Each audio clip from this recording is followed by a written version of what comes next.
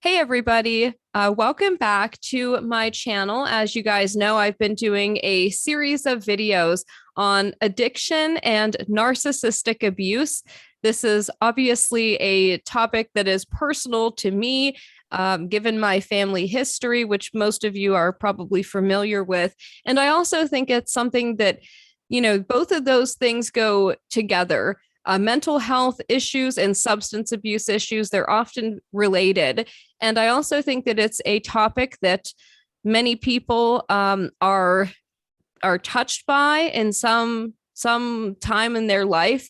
It's gotten to the point now, especially with the opioid crisis, where somebody knows someone, whether it's a family member, a friend, a coworker, someone knows someone who has been harmed by addiction or mental health issues. So today we are talking to Rob. Rob is actually somebody who was a listener of the channel for a while. He's been with us for a very long time, listening probably from almost the very beginning. So he's kind enough to share his story with us. Rob, if you want to go ahead and introduce yourself. Yep, my name is Rob. I'm an alcoholic and been fighting addiction for 35 years. That's wanted to reach out when Radix was asking if anybody would like to share their story, and I felt that it was time for me to, help others out if I could in any way. Well, thank you. I appreciate that. I know it's not easy for people to talk about. Sometimes people who have gone through this stuff, they know that there's like a stigma associated with it. So they just don't feel comfortable talking about it. And I think that it's really, important that we remove that stigma and that we feel comfortable talking about this stuff and sharing our stories, because if it helps one person, it's worth it. Yes. Yeah. So do you want to start from the beginning? How old were you when you started, drinking or using substances? Well, probably 9 years old, I believe I tried my first joint. 9? And yes. Wow. Okay, go ahead. Sorry.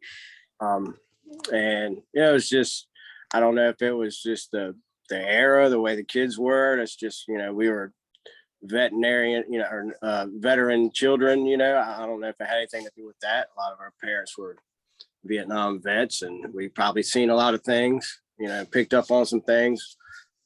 Started smoking cigarettes at a young age, probably around the same time. See beer laying around or something, we'd pick it up. See a cigarette plucked in the yard, we'd pick it up.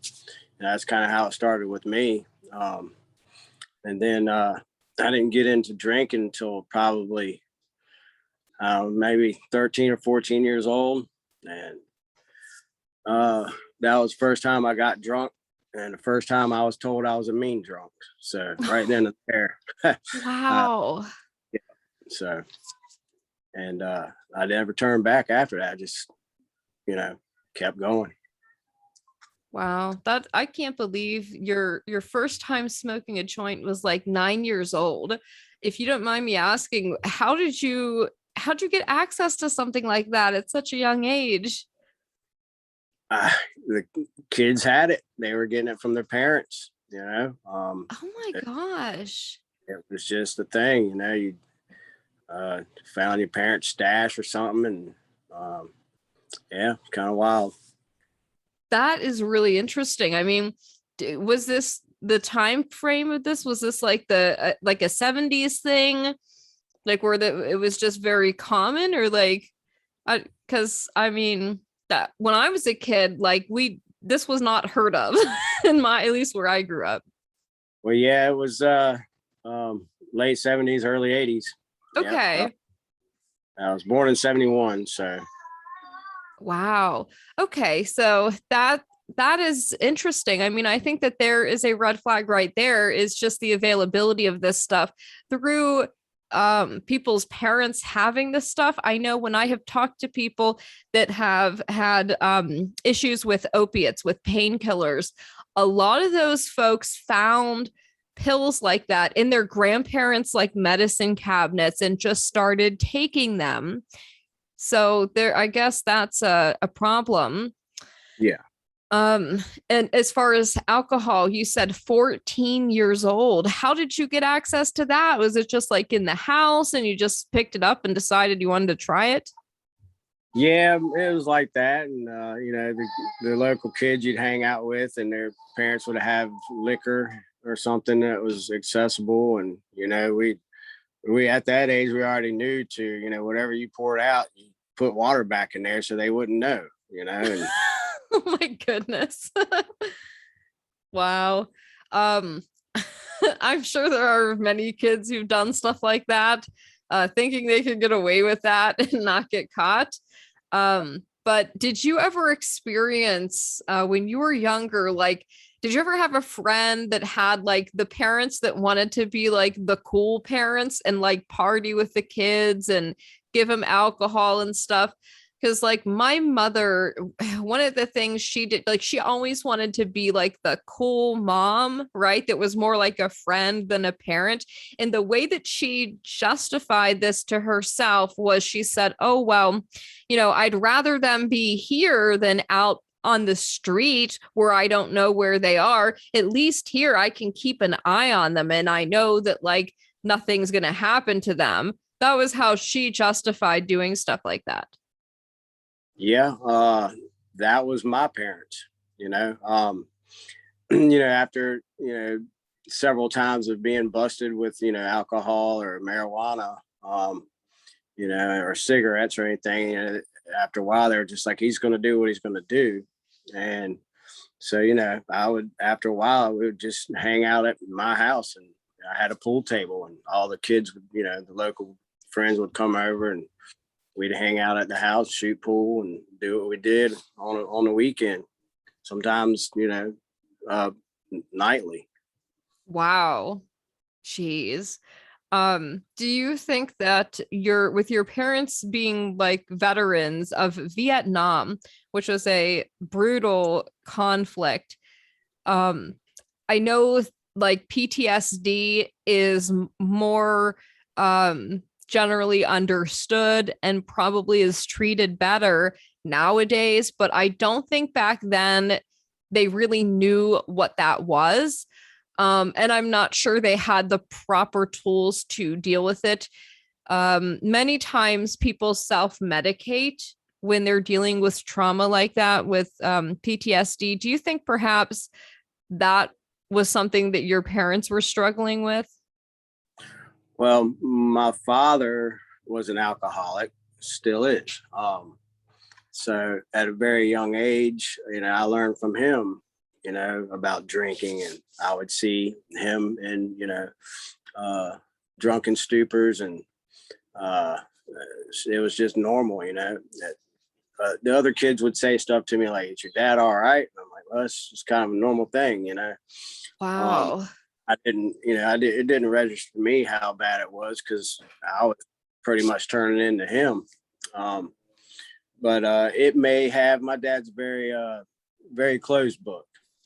He doesn't talk about his past a whole lot, Right. I know his mom left him at a very young age, and I don't think he ever got over that. And so maybe that, and between that and Vietnam, I'm sure it had a little bit to do with it. And then he just doesn't talk about it much.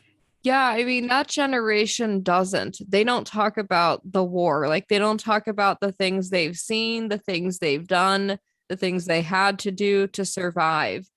It just like wasn't a thing that wasn't done, except maybe in therapy, but many of them did not get the proper therapy that they needed. You know how veterans are treated, right? They don't get the proper medical care they need. They don't get the proper mental health care that they need. They come back and they're treated like crap.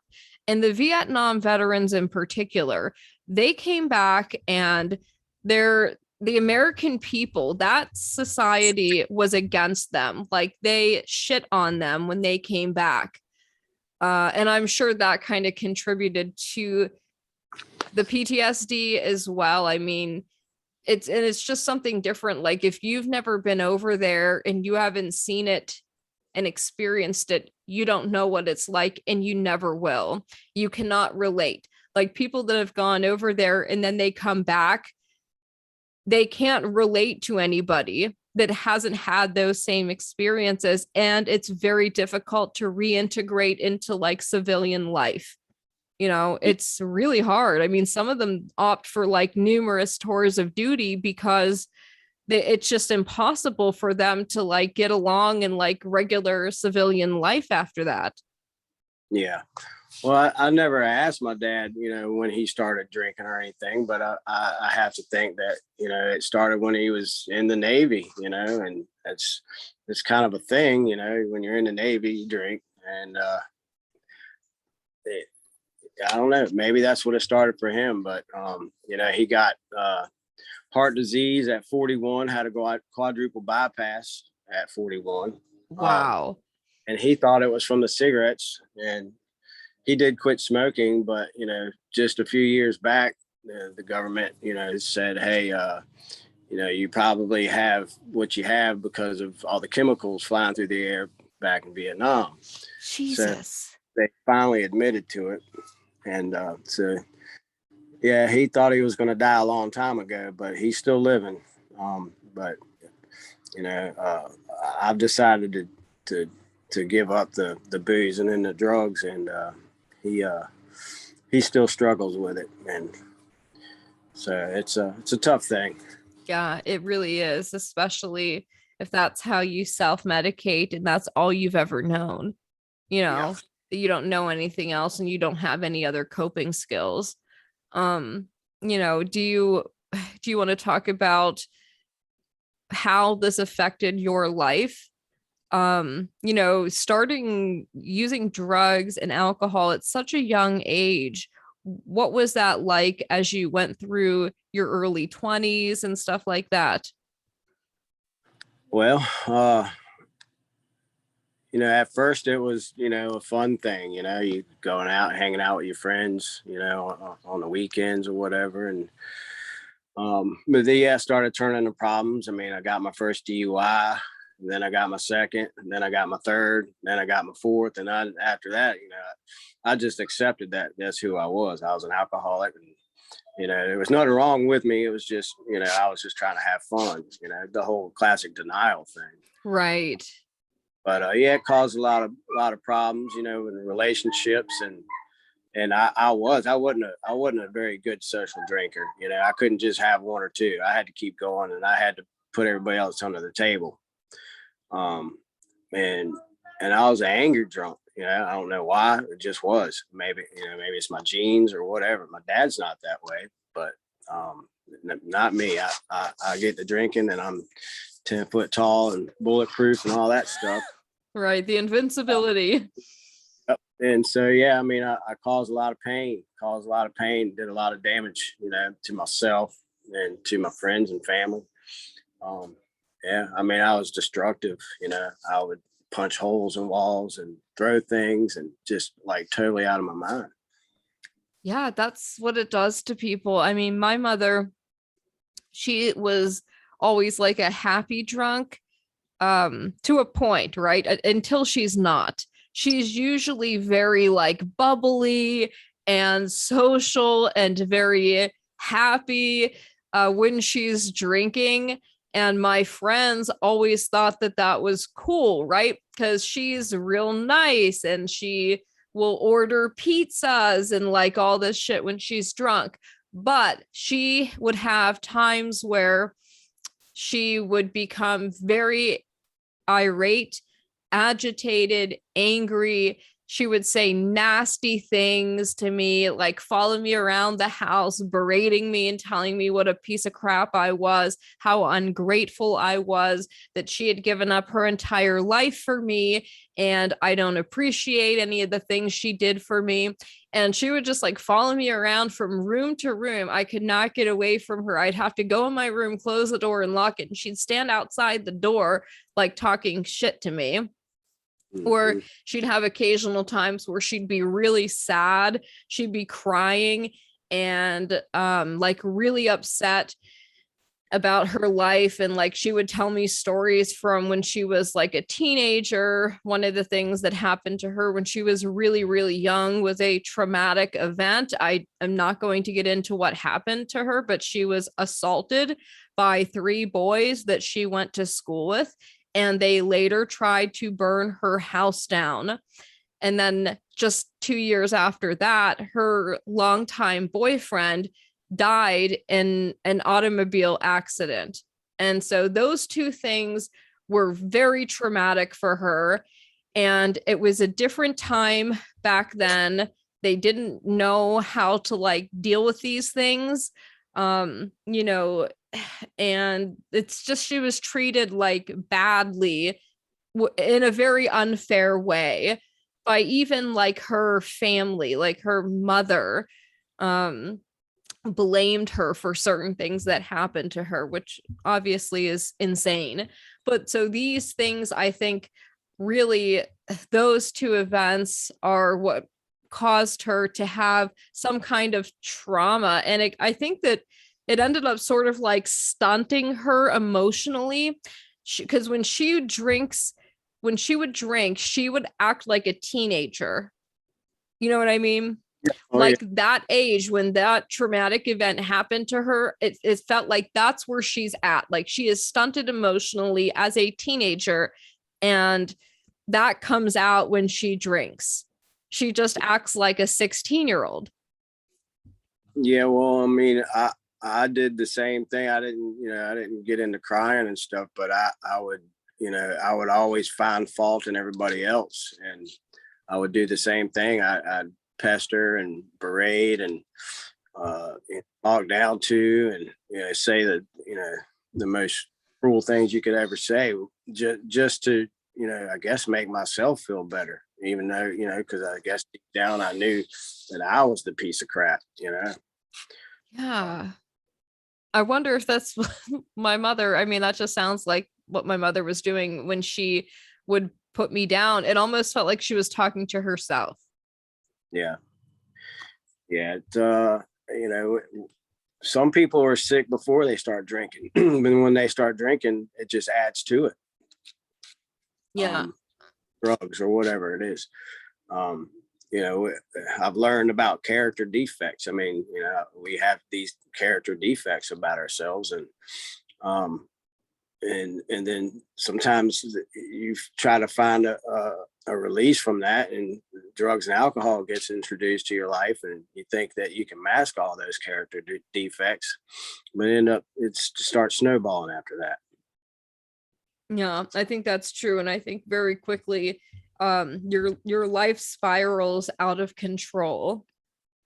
Absolutely. Um how did you said this affected your personal relationships? Do you want to kind of elaborate more on that? Um, you know, did you end up losing friends and like people that you cared about because you end up like pushing them away? Yeah. I was the guy that you didn't invite to the parties because they knew they knew what they were going to get.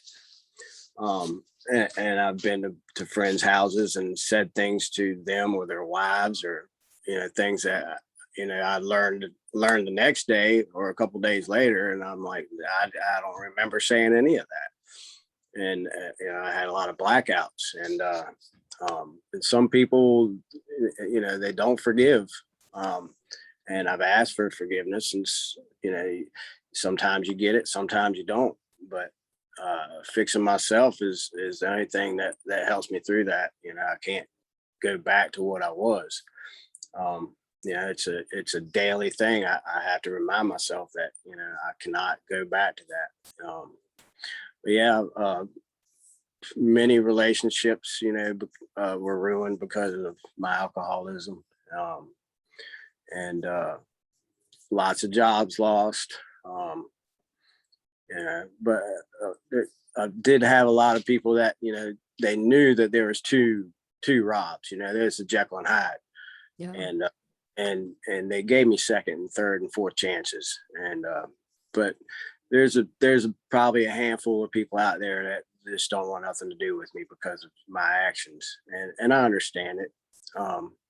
And I have, it is what it is. They say I have to move on and take care of myself.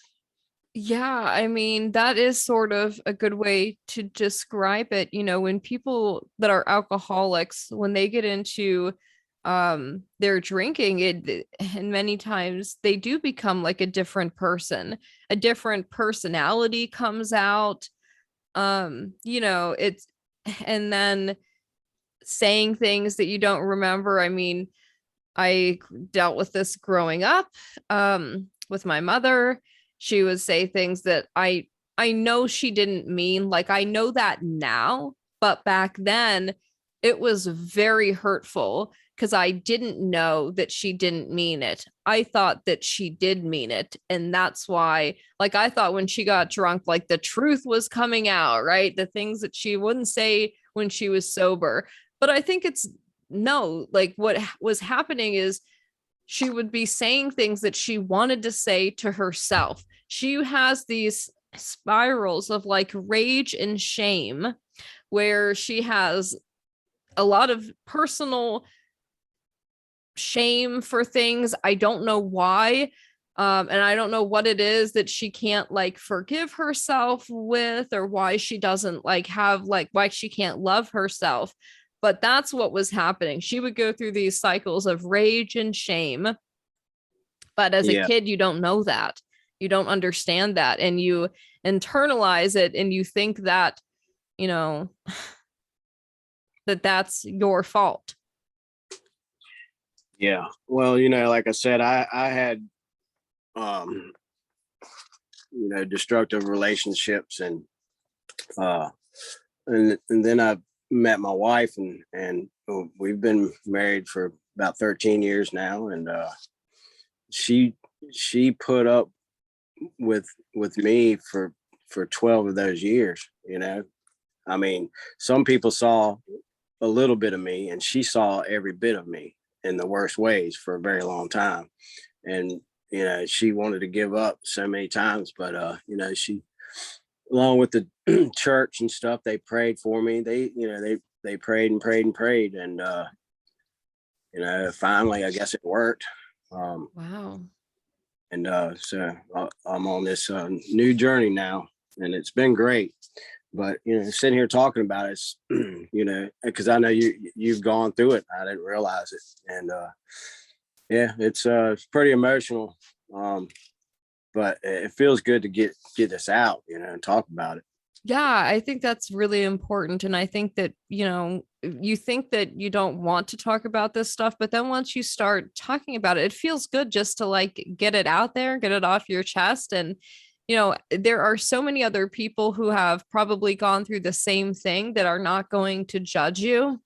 As a Christian, that's, we're not to judge others and we're to forgive people. Jesus said, when he was asked by Peter, I think it was Peter, like, how many times should I forgive? He said 70 times 7. That's a lot. That's more than like a second chance or a third chance. That is a lot. And the reason for that is our fallen nature. Christ understood that. And he understood that we're by nature sinful people and we have to make a conscious choice.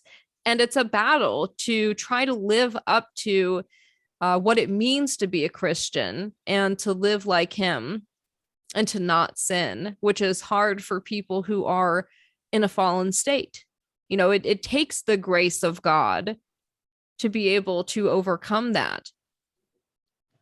Amen. Yeah. So, I think that your wife was probably a really, really good thing that happened to you. I mean, God works in mysterious ways and he brings people together for a reason, right? And she stood by you and never left and prayed for you. That is huge because not everybody would do something like that. Many people just abandon people that are difficult to deal with.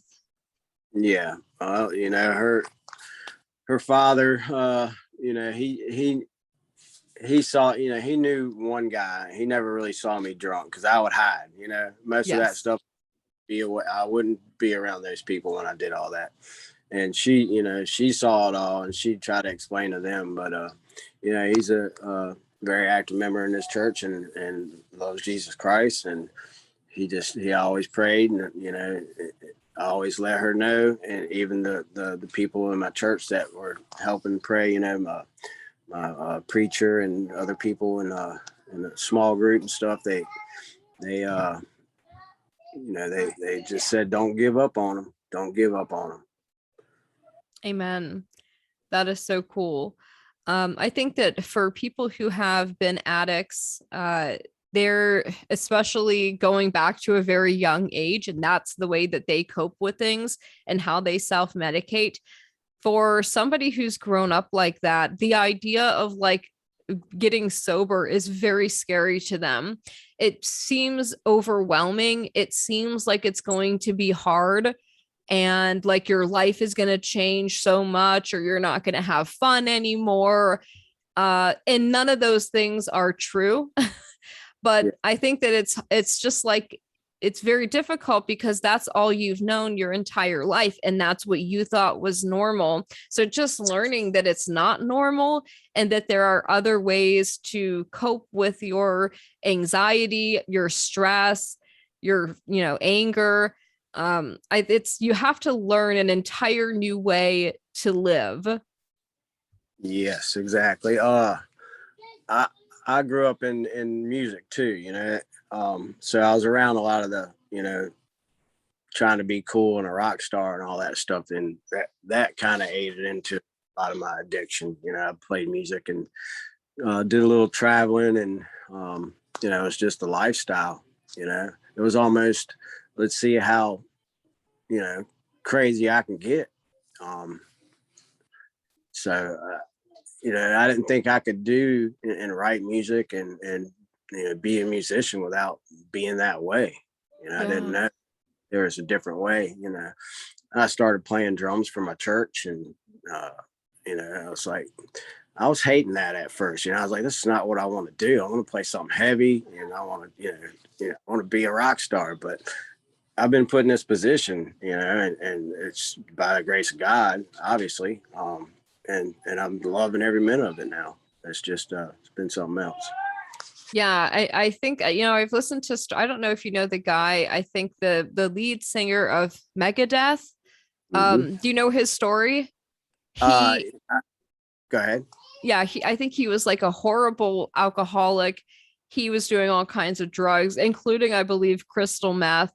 And that was all he knew was like partying and being a rock star, right? He got out of that when his woman got pregnant. I don't know if they were married, so I don't want to say his wife, but when she got pregnant and he learned he was going to be a father, he turned his life around. He got into I think it was like taekwondo or something.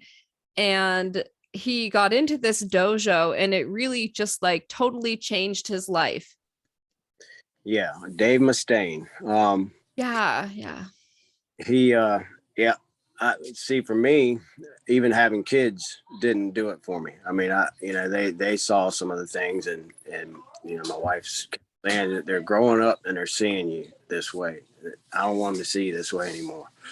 Um, you know, Good for him, because it took me a little bit longer. And yes, I mean, I did everything else when I did the alcohol, all drugs and everything else. I mean, every drug under the sun. I was doing it all. Um, Really? Yep. It was, I had to have one. I couldn't have one without the other. Yeah. Did you ever go to like those music festivals where that stuff just is like everywhere and everybody does it? Oh yeah. Yeah, no doubt. I mean, you made sure you had everything on you before you went in there, or, you got your head right before you went in there. Uh, yeah, absolutely. I mean, it's just, there are two peas in a pod. And there's plenty of people out there that are into, rock and roll and stuff that don't partake in it. Ted Nugent, you know, uh, Yeah.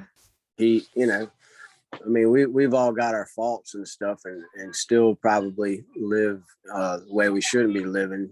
But you know, drugs, sex, and rock and roll, you know, it's all intertwined. And you know, being in this learning this whole awakening thing for me has opened my eyes. I mean, I even was going back and started looking at some of the albums and CDs that I had and growing up, and you know, stuff that I was collecting along the years, and everything was negative. Everything was negative, and it was about, you know, it was about being downtrodden, and it was like glorified. Yes, and being dark. Right, yeah, exactly. Yeah, isn't that disturbing? Like looking back on that stuff, like as an adult, looking back at the things that you thought were like cool as a kid and being like, oh, wow, that was exactly what they wanted me to think, Exactly. you Yes. Yep. know?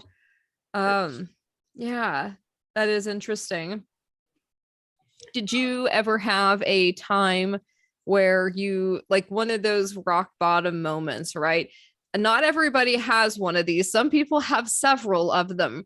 One of the people I talked to was like, yeah, I had a rock bottom and then I had another one. And then I had another one. Like I thought I was at my rock bottom, didn't think it could get lower. And then it did. And then it did again. Yeah. Did you have a moment like that? Yeah. I mean, I lived on the bottom for, you know, 30 years. I mean, that's all I knew was rock bottom. I squeezed by with everything, you know, just getting by. My life was just getting by. That was it. You know, I ended up out in San Francisco because I wanted to play music out there. Ended up homeless, went out of my mind. Um, I, I, I wanted to quit drinking, and I got a job at a pot dispensary, checking IDs at the door, Oh, wow. and I was getting drunk and at night, and then I would be late, and they were like, "We're gonna have to fire you, but we might have something that can help you out here." So they got me on antabuse. Well, I didn't know anything about that stuff, but it's a pill that you take, and if you drink on it, you get very violently sick. Oh my gosh. Well, so that deterred me, but I did everything else because I knew the pill wasn't going to stop me from getting high or smoking crack or doing crystal meth or whatever. Mhm. But the pill caused me to have psychosis. Oh my God. Yeah, I've never heard of that before. Yep. And so I went on that was pretty rock bottom. I thought my life was over then because I didn't know what I was going through, and I didn't realize it until a couple of years later because I was still struggling, and I was like, man, maybe I need to get back on this antabuse or some type of pill.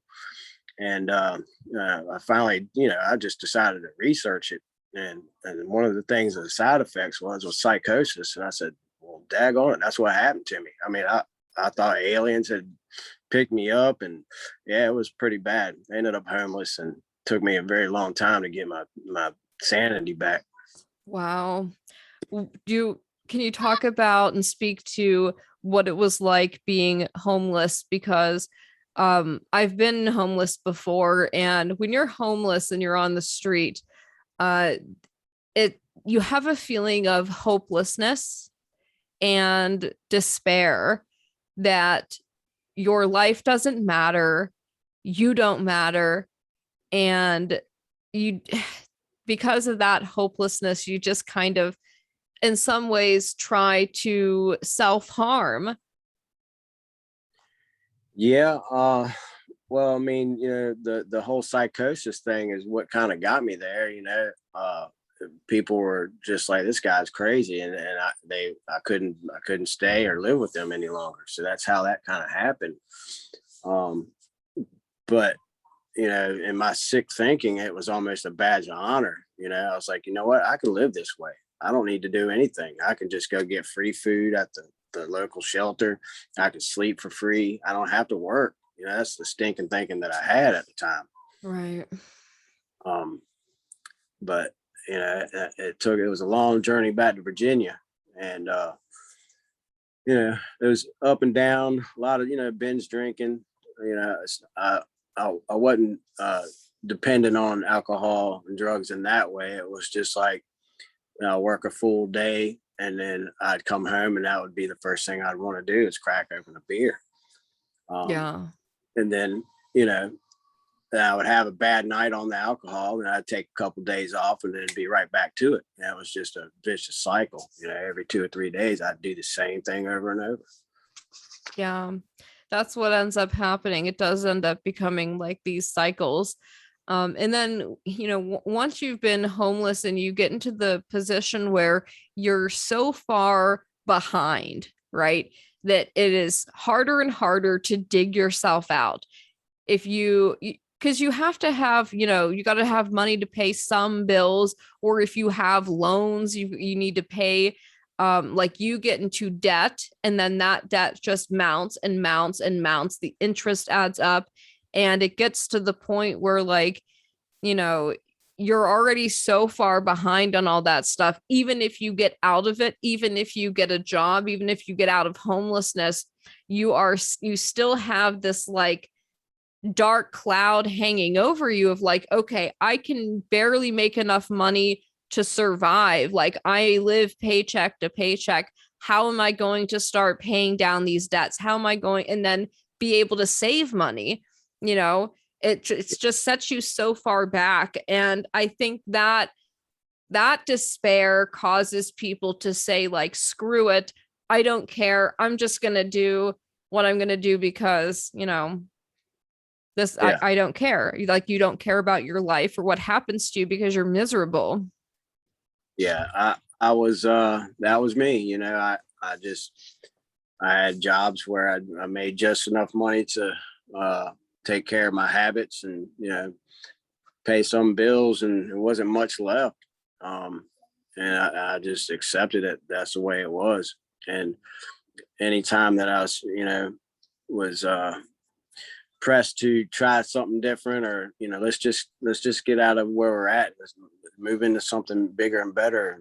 And I was like, there's no way I can't afford this. You know, I don't make enough money. And, you know, I lived in depression the whole time, never thinking that I could ever do anything better for myself. So I just continued drinking. That's all I knew.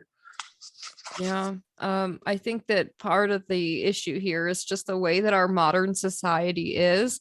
There isn't help for people. You know, we've become so atomized that there isn't a sense of community. We are no longer really a Christian nation. So that sense of Christian charity that we used to have is gone. You know, people are like on their own. And I think that when you're doing that and you're doing like you don't have a job that is fulfilling, right? You just go to get enough money to be able to barely survive. That is what causes the depression, this like lack of feeling satisfied or fulfilled. Like, you know, that you're not working for you, really. You're making money for a company or something, or you're just making enough to get by and you're not doing what makes you happy. You're doing what you have to do to get by. I think that contributes to this despair. And for people in my generation, I mean, I've seen so many people with opiate addictions in particular, and that's what it was. Like they would go to work and then come home. As soon as they got home, it was like time to party. Yeah. And, you know, I went through all that, thinking that I deserved more. But, you know, at the same time, I was the guy that was, you know, I'd work 2 or 3 days and wouldn't show up one day and then work, you know, I'd pull, you know, maybe show up full 2 weeks and then, you know, I'd miss a day, you know. So a lot of that was my fault, you know, Right. not ahead, you know, people didn't have, they couldn't trust me, you know. So, I Yeah. mean, the abuse that I did to myself was hampered a lot of probably outcomes in my life. Yeah. I mean, you've talked about self-destructive behaviors. Do you ever get a sense that you were like self-sabotaging? Yeah, yeah, I used to do that all the time. I, I was into hurting myself, you know. I like to burn myself with cigarettes and yeah, just crazy things. Um, yeah, just self-harm all the way. It's hard to talk about. Yeah, I sabotage myself a lot. That's what you do when you drink and you're doing all those drugs. That you're just poisoning yourself the whole time. I mean, you're hating yourself. I was hating Yes. myself, and I was, I I didn't have enough courage to pull the trigger on myself, but I could kill myself slowly with with with stuff that's easily accessible. Yeah. Yeah, I mean, that really does mirror so many things I've seen with addicts and even in my own family, self-sabotage. And it's not even like a conscious thing. It's like a subconscious thing that you're doing without even being aware of what you're doing. Sometimes it's not feeling like you like feeling worthless, like you don't deserve anything or that you should be punished or something because you're a bad person. And that's part of like the shame and rage cycle. When you're in the shame part of the cycle, you're like, oh, it's just like this thing that you do. Or when you get, if you meet somebody, you start a relationship and you begin immediately self-sabotaging that relationship. And sometimes people do this if they have trust issues and a fear of getting close to others or letting people see who they really are, because they're a fear of abandonment. Like, oh, if they see me in my worst time, like they're going to leave. So they might as well leave now before I get too attached to them. You know what I mean? Things like that. Yeah, yeah. I mean, with me, I'm the one. I did a lot of running away. Just sleep in my truck or something. Go get a hotel or and just was like, screw it. This is who I am. And nobody wants me around, so I'm just gonna go and continue doing what I'm doing on my own. And then, of course, I'd have a realization, well, that's not really what I want. This is just something else telling me that this is what I want. Or And that that's what you deserve. yeah, exactly. Yeah. I think that is, these are things that not just somebody with addiction will relate to, but people who also have mental health issues, whether it's depression, bipolar disorder, borderline personality disorder. There are many, and even just people that have trust issues or anxiety. These are, things that many people can relate to, those kinds of behaviors. And this is why I kind of see that connection between mental health issues and substance abuse issues, because I think the substance abuse is the self-medicating of those underlying issues, whatever it may be, or dealing with, prior trauma, masking it. That's why I see them as connected. Um, if what would you say to somebody who is struggling with addiction right now, or alcoholism? Uh, I mean, there's a better way. You know, there's I do meetings. Church alone didn't work for me. Um, I had to be with other people that have gone through what I've gone through, and even if you think it's the worst thing that you've ever done in your life, and these another drunk might not be able to relate to you, that's not the case. I mean, we may have different you know journeys through this, but we've all done some bad things, and so me being and hearing other people's stories, and just learning how to take it easy and one day at a time, and those 24 hours, they build up. Before you know it, you've got months, and then you realize that you're able to pay those bills, and you got people loving you again and wanting to call you, people you haven't talked to in a long time. All of a sudden they're back in your life, and I hadn't looked for it. It just happened. It's just that's a God thing for me. he's showing me every day that this is the way, this is the way it can be. It's a lot better than the way than it has been. Yeah, the narrow path. That is the path to life. The broad path is the path to death. So, yeah, I think that there are, for people who are struggling with addiction, everybody's different. Everybody responds to different things in different ways. Something that might be good for one person may not work for somebody else, and that's okay. Somebody might need to be in treatment for the rest of their life. Some other person might be able to just immediately stop and never go back to it and not need that constant structure of being in some kind of program or going to meetings. Everybody's different. So if you've tried one thing and that didn't work for you, try something else. There are other options for you, but don't just give up. There are other programs out there that you can get involved in. I think one of the best ones is those kind of like group therapy, where you're with a group of people, you can hear other people's experiences, you can talk about things that are bothering you, and you have a support system. That is really important. People that are struggling with this stuff, often they are isolated and they don't have anyone to go to. They don't have a support system because they've burned all the bridges and all the relationships in their lives they've destroyed or whatever. So I think that, going to treatment where you can develop a support system of other people who have been through it, who've been there before, maybe are further along in their process of recovery, as somebody that you can contact and reach out to when you need to. That is very important. I also think, though, that there has to be a religious component to it. And I think that going to church really does matter and really does make a difference.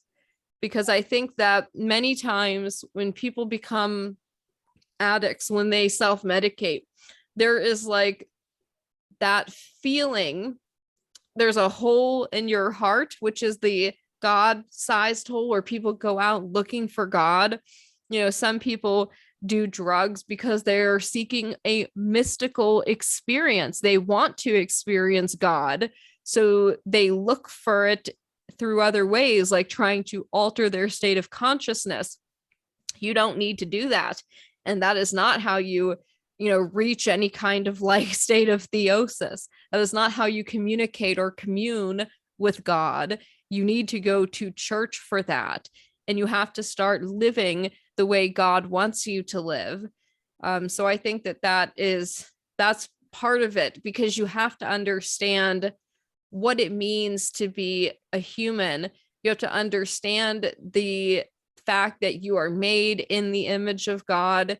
You have to understand the state of the world that we live in, which is a fallen world. If you don't have that understanding, you don't understand your behavior. You don't understand why it is that you do the same thing over and over again, expecting different results, which they call insanity. But I see it more as is like not understanding like that sin is, the wages of sin is death.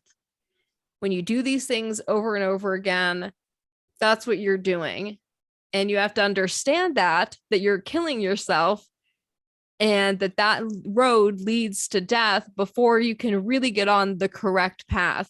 So I really recommend to people, if you are struggling with addiction, to get into treatment, but also to reach out to a church. Obviously, some churches are different than others, and some are better than others. You might have to look around until you find the right community for you, but they're out there and they can help. That's right. I agree with you totally. It's, going to meetings and going to small group and learning, about this fallen world. And it's helped me out tremendously. I mean, these are things that I'm replacing, putting in the spots that that I was doing the other things, drinking and drugging. I'm putting the positive things in my life, and I learn new things every day. I try to read the Bible at least once a night, and other literature about what alcoholics and drug addicts go through and how to uh, make different decisions, and it's just all intertwined for me. Yeah, I think that's good. And I think that's true. Do you have anything else that you would like to leave people with? I appreciate the opportunity to be able to talk about it, and uh, you know, there's hope for everybody. Believe me. I'm not gonna say that I'm the worst of the worst, but if I can get through what I've been through, anybody else that just put the time, it's really not that hard. It just happens for you. You just pray, pray, pray, pray, and if you want your life to change, it will. You just got to work a little bit. Other than that, I just appreciate the opportunity, and that's all Yeah. I have. Yeah, I mean, nothing worth having comes easy. You have to put the time in, you have to struggle a little bit, and you have to go through some suffering. But when you come out on the other side, it is totally worth it, and your life will be more fulfilling, and it will be a lot better than it was when you were doing what you were doing in the past. And no matter what your background is, no matter what you've done in the past, everybody can be saved. There's nobody that is beyond repentance and redemption. So I think that's a good place to leave it, though. Thank you for coming on and doing the interview. I really appreciate it. All right. Thank you, Radix. Thanks.